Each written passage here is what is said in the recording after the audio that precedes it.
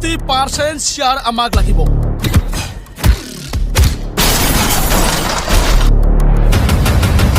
थैसाम 2000 खौ लिक खालामनायनि दायाव सोमदोन वारिया होनांदों लाख जुरिमाना।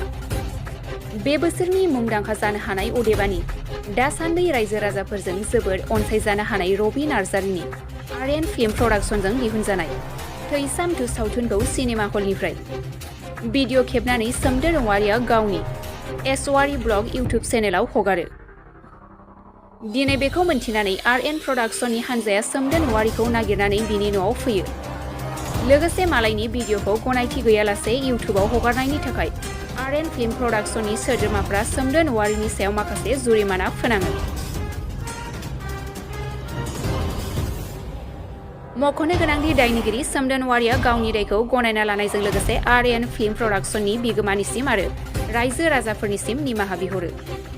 लोगोसे बिथां आर्यन फिल्म प्रडाक्शननि बिगोमा अदेबानि थैसाम 2000 नि बिगोमा रबि नार्जारिया जाहाथे रावबो सुबुङा गनायथि गैयालासे ससियेल मिडियाआव खेबनानै हगारा बिनि थाखाय खावलायहरो एबा सांग्रांथि हरो।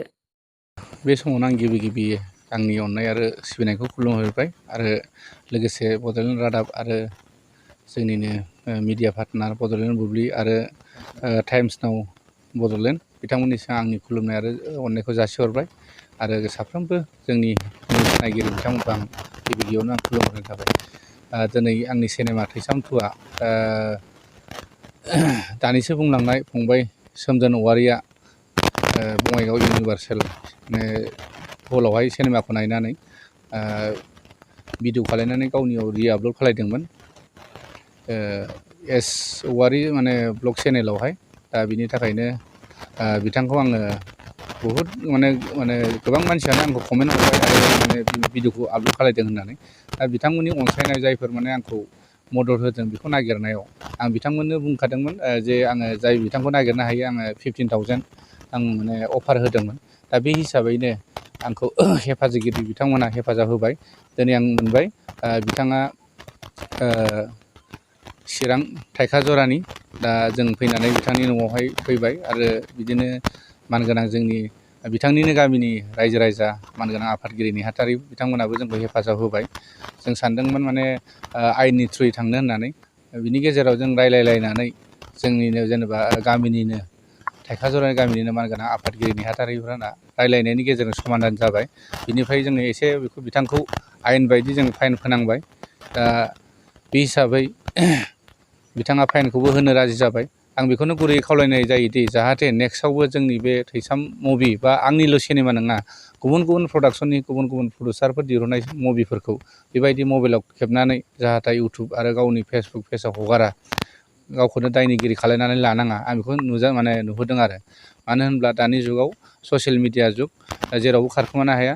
थिग बेबायदिनो दिनै जों मैया हरनि गेजेरावसो मोनथिनानै जों दिनै फुङाव फैनानै बिथांनि न'आव फैबाय रायजो राजाबो मदद लानानै आरो माखासे निउस मिडिया बिथांमोनाबो जोंखौ हेफाजाब होबाय। बेबायदिनो बिथांखौ हमफैबाय। दा बिथाङाबो गावनि गोरोन्थिनि थाखाय निमाहा बिबाय, आं बिथांखौबो निमाहा होबाय गुरैयै। दा जाहाथे फंबायाबो गोसो गाज्रि साननांला। दा गावनि दायनिगिरि हिसाब दायखौ सिमान जानायजों लोगोसे बिथाङा फाइनबो होबाय आरोखि। दा बेखिनिखौ आं बुंनानै दा आंनि सावथुनखौ जिथु थैसाम 2आ जे आं बेखौनो बाख्नायनांगोन जे नायगिरि बिथांमोन जेने रायजो राजा बिथांमोना आंनि थैसाम 2 सावथुनखौ बुहुद अनसायदों, नायनानै बुहुद हेफाजाब होदों। बेबायदिनो आं जेरैबायदि 60 लाख बाजेट गारदोंमोन बे हिसाबै मथा मथि 50%सो आंनाव रिकभार जाबाय आरो। दा बिदिनो गोबां जायगायावनो पेन्डेल दंबावो गामिफ्राव फुजाफ्राव। बेबायदिनो रायजोफ्रा लैहोर लैहोर फैनानै अनसायदों, खोब मोजां मोनदों। जाहाथे जोंखौ आंनिल' प्रडाक्सन नङा गुबुननि प्रडाक्सननि सिनेमाखौ नायनानै बेबायदि लैहोर लैहोर नायनानै हेफाजाब होयो, जोंनि दिहुनगिरि बिथांमोनखौ मदद होयो। थिग बिदिनो फैगौ 21 आरो 22 जोंहा हायद्राबाद आरो बेंगलराव जानो थांगासिनो। दा बै दिनखालि बिथांमोनाबो जोंनि थैसाम पार्ट 2 सावथुनखौ नुनो मोनगोन होननानै आं आसा खालामदों आरो। बिथांमोनाबो अनसायदों, बेंगलर बर' ससाइटियाबो आरो हायद्राबाद बर' ससाइटियाबो जोंखौ अनसायदों।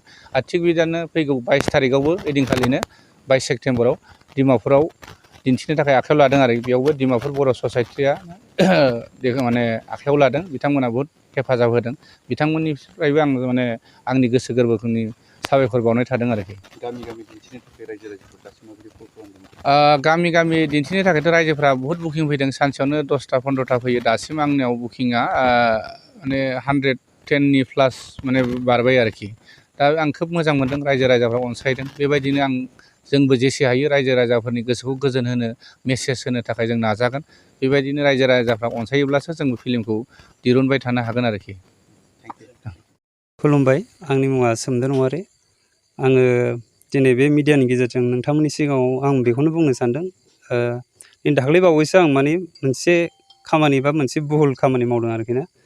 जेन'बा दाख्लै RN प्रडाक्सनजों दिहुनजानाय थैसाम 2 सावथुन जादोंमोन दाख्लै बावैसो। ओमफ्राय बेवहाय आङो सिनेमा हलाव नायदोंमोन आरो। ओमफ्राय सिनेमा हलाव नायनानै बिदिनो ससे क्लिप लानानै आङो इउटुबाव रि-आपल'ड होनाय बायदि जादों आंनि चेनेलावहाय।